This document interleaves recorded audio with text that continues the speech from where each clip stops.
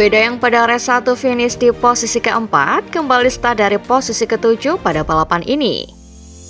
Ia pun sempat konsisten bertarung di posisi 4 besar pada lap-lap awal.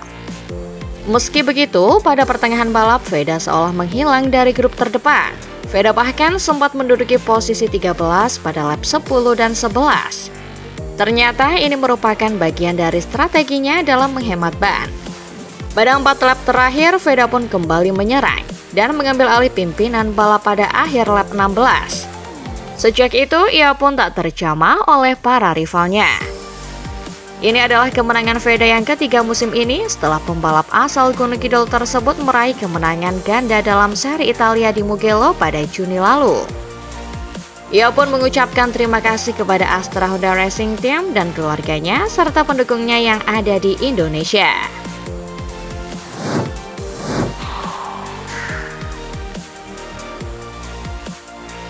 Juara dunia 2021 itu memulai balapan dari posisi ke-6, namun tercacar ke urutan ke-9 di putaran-putaran awal dan sekali lagi kesulitan untuk menyalip. Menghabiskan sebagian besar balapan di posisi ke-7, pembalap monster Yamaha itu pada akhirnya bisa mendapat keuntungan dari jatuhnya Fabio Di Giannantonio, Johann Zarco, dan Marco Bezzecchi di depannya, yang membuatnya naik ke posisi keempat saat menyentuh garis finish. Hasil ini merupakan hasil balapan hari Minggu terbaiknya sejak finish kedua di Jerez. Namun, Quartararo jauh dari kata puas. Ia mengakhiri balapan dengan selisih 18,738 detik di belakang pemenang Marc Marquez dan lebih dari 10 detik di belakang pembalap di posisi ketiga Francesco Bagnaia. Ia merasa bahwa dirinya sangat lambat dan perasaan di atas motor tidak bagus. Ia menegaskan bahwa finish dengan jarak sejauh itu dari pemenang bukanlah tujuan mereka. Sirkuit Sachsenring sebenarnya merupakan lintasan yang bersahabat bagi Quartararo di masa lalu, termasuk saat ia dan Yamaha meraih kemenangan terakhir mereka di sirkuit ini pada tahun 2022. Namun perbandingan waktu menunjukkan kemunduran. Meskipun waktu balapan Marquez sebagai pemenang lebih lambat 2,8 detik dari pemenang tahun lalu karena kondisi lintasan yang berangin dan licin, waktu balapan Quartararo tahun ini justru lebih lambat 4,3 detik dibandingkan saat ia finish di posisi ke-11 tahun lalu. Kecepatan dalam satu putaran memang menjadi satu-satunya titik terang bagi Yamaha pada musim 2025 ini, di mana Quartararo telah meraih 4 pole position. Namun, ia mengakui bahwa semakin sulit untuk menikmati performa kualifikasi yang kuat ketika performa balapan tidak bisa mengikutinya. Menurutnya, meraih pole position memang bagus karena membantu posisi start. Tetapi ia bahkan lebih memilih untuk tidak start dari posisi tersebut karena pada akhirnya mereka tidak memiliki potensi sama sekali saat balapan. Ia menjelaskan bahwa cengkraman ban sangat rendah, dan pole position hanya memberinya harapan palsu karena ia tahu tidak akan bisa bertahan di barisan depan. Ada kebahagiaan sesaat di dalam tim, tetapi mereka sadar akan kesulitan untuk mempertahankan posisi tersebut. Mengenai kondisi balapan hari Minggu yang sulit, ia menambahkan bahwa situasinya mirip dengan balapan di Jerez pada tahun 2020. Kondisinya sangat menyulitkan, terutama di tikungan 1 karena ada angin yang mendorong dari belakang membuat balapan menjadi tidak mudah.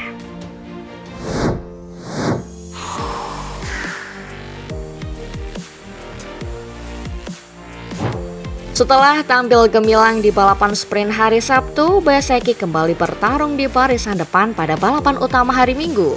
Ia secara konsisten berada di grup terdepan. Namun situasinya berubah ketika pembalap di depannya, Fabio Di Giannantonio, terjatuh di tikungan 1. Khawatir akan mengalami nasib yang sama, Bezzecchi memutuskan untuk mengerem lebih pelan dan lebih aman saat memasuki tikungan tersebut di putaran-putaran berikutnya. Namun keputusan inilah yang justru menjadi bumerang. Bezzecchi menjelaskan secara detail bahwa dengan mengerem lebih lambat, bagian belakang motornya tidak sedikit meluncur keluar atau oversteer seperti biasanya.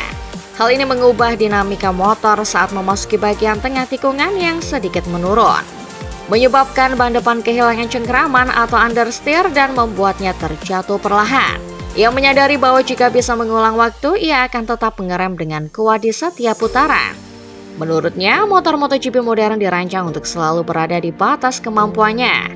Dan terkadang mencoba untuk bermain terlalu aman justru lebih mudah memicu kesalahan.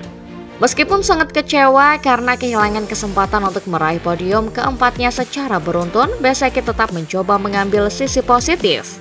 Ia merasa timnya telah menunjukkan performa yang sangat kompetitif dan terus berkembang ke arah yang benar. Bos tim Massimo Rivola juga sependapat menyatakan bahwa meskipun hasilnya mengecewakan, performa kuat mereka menjadi bekal optimisme menuju seri berikutnya. Bezzecchi kini tetap berada di peringkat ke-6 dalam klasemen dan akan kembali bertandem dengan Jorge Martin di Brno.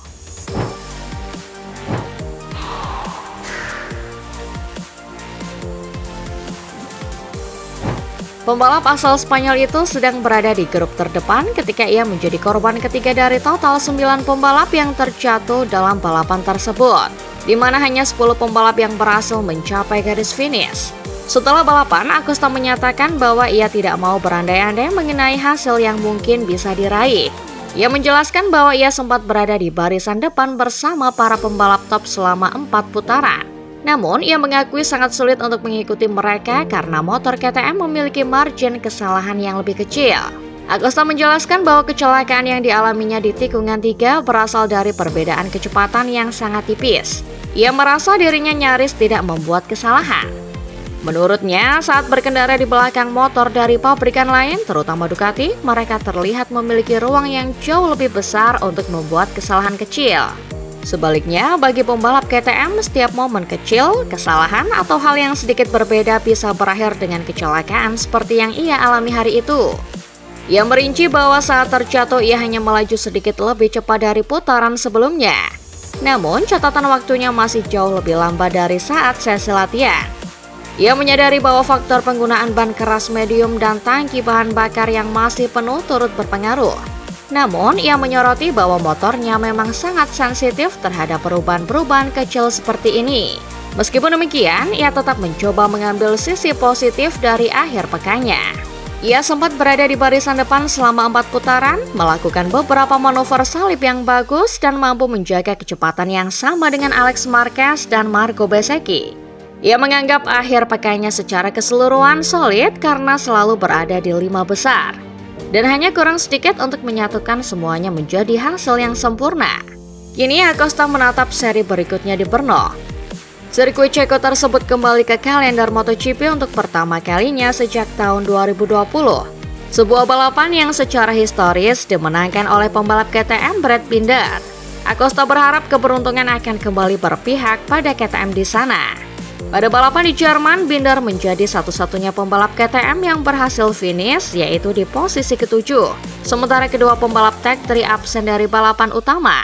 Sesi latihan bebas untuk Grand Prix Ceko akan dimulai pada hari Jumat.